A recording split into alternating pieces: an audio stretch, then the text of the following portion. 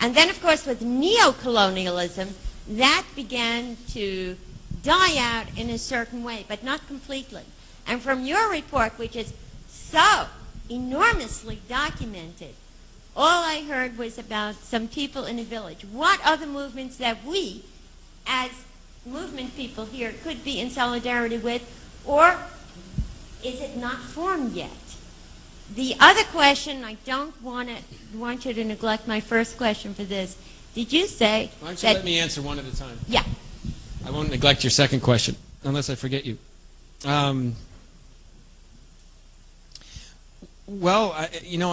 Friends of the Congo and the Campaign to End Genocide in Uganda Now, CEGUN, C-E-G-U-N, two good organizations working on this issue from the United States.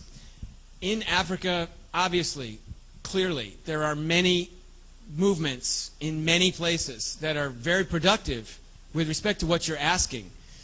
But the bottom line is, anybody who becomes too powerful will be and has been infiltrated or crushed.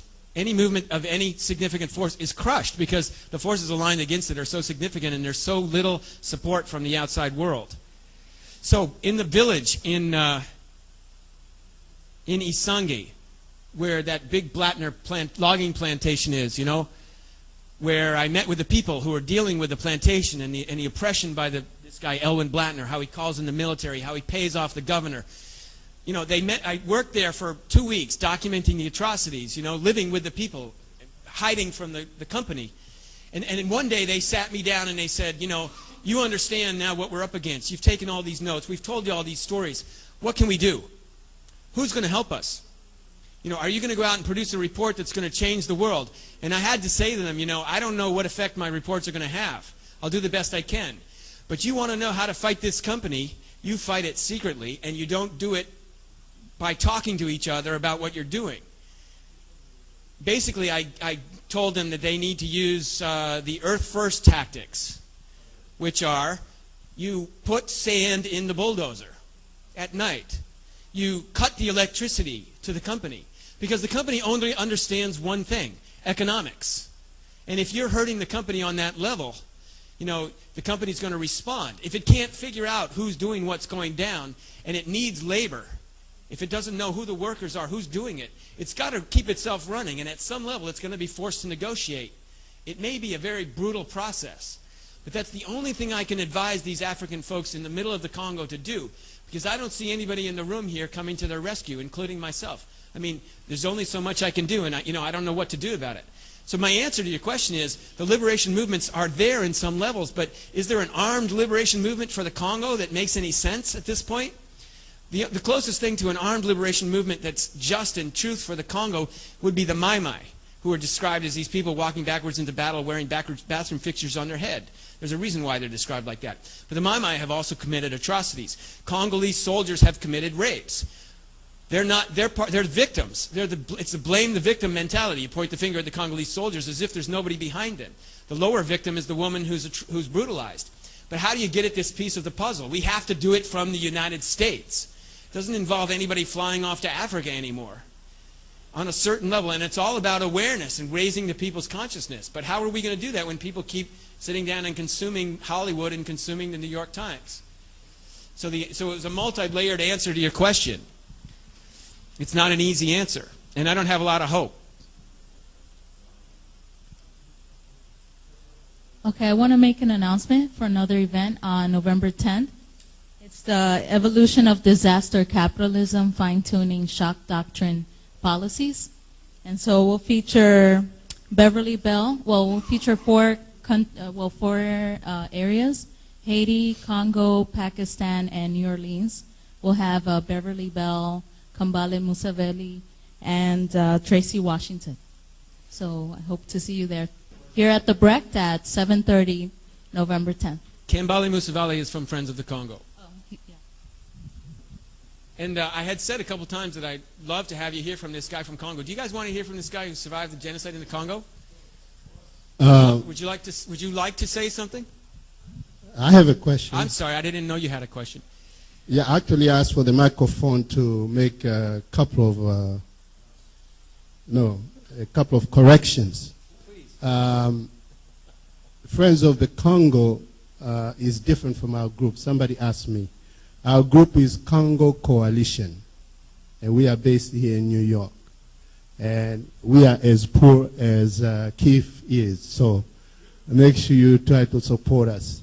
The second correction I want to make is that if you go on the website of Friends of the Congo, though I work with them, but they are also being supported by some of these groups. So Kambale is from the Congo. He's a young brother. He's speaking out, but we have to also, again, as Keith said, investigate who's behind the movement. And then, Keith, one thing that Keith did not mention is that the Congo's problem is complicated. They have made it complicated because the president in the Congo right now is also a Rwandan who was put there by Paul Kagame. And actually he's a nephew of James Kabarebe, who's the chief of staff of Paul Kagame's army. They call him Joseph Kabila, but that's not his real name. His real name is Hippolyte Kanambe. And the Congolese people know this, but this has been covered up throughout the world. And we've been fighting to, the Belgians know it. The Belgians expose it. All Congolese know it, but a lot of people do not know that. So that to us, Congo Coalition, the Congo is an occupied country because the eastern part of the Congo is controlled 100% by Rwanda and Uganda. And Kinshasa, the government, there's no government because Joseph Kabila, whose real name is Hippolyte Kanambe, controls, kills Congolese. There's no judiciary, there's no government, no parliament. He kills whoever opposes him. And the lady asked about who can be supported like in Africa. In the Congo, you cannot begin to speak about the government and stay alive. A young man just threw a rock at the car of the so-called president, and he got killed. All right? So this is a problem in Africa, in a country like the Congo. I don't know about the other countries, but in the dictatorship today, even in Rwanda, you can speak up. And Keith was just suggesting for somebody to put like sand in a bulldozer, a tank. The next day they will find you, and they're not going to just kill you. They're going to kill your whole family. They're going to wipe you off the map, and nobody will know about it, and nobody will talk about it. So I just want to make those quick announcements. Thank you, Yalenge.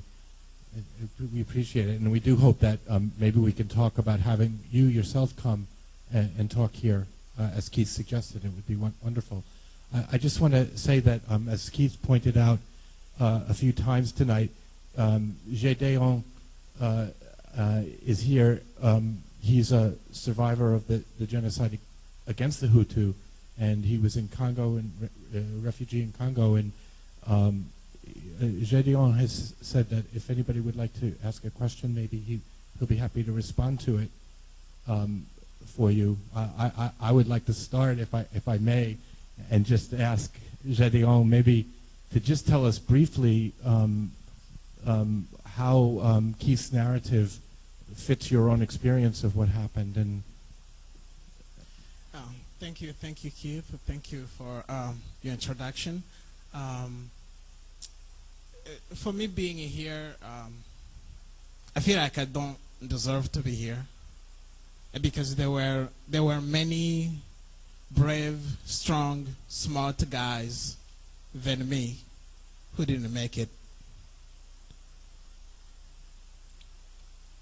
Since 1990s, and that's when the war of RPF started in Rwanda. I was in Rwanda alongside with my parents for 4 years. RPF killing civilians, I was in Rwanda. I went through a lot. I saw it a lot. I left Rwanda in 1994 during the genocide. What I saw were civilians fleeing away, being killed by the RPF. I was among those civilians. I arrived in Goma in 1994, in July 1994, where I lived with almost 700,000 refugees. And these are stories you see on CNN. The way it's covered is not the way it's actually on the ground. We live it. If I can mention that, I was telling Keith how this organization that bring in aid for us is a small cup, small. Imagine seeing an empty can of tomato cap, the empty can. Fill it up with beans. That was my food for a week. So you giving money away, you helping refugees. Those food are being delivered to us, and that's what we see. That's what we receive. At the end, they will tell you that there is a voluntary repatriation in Rwanda. What I saw was RPF coming surrounding 100,000 of refugees, shooting everybody who is not going to Rwanda. It was a bloody war. That's when I escaped. I worked in forest of Congo about 5 months. Behind us, there were RPF killing us. During these 5 months is when you see this UN report were published in this October 1st. And the report is suggesting that it may be a genocide. But for 5 months, I witnessed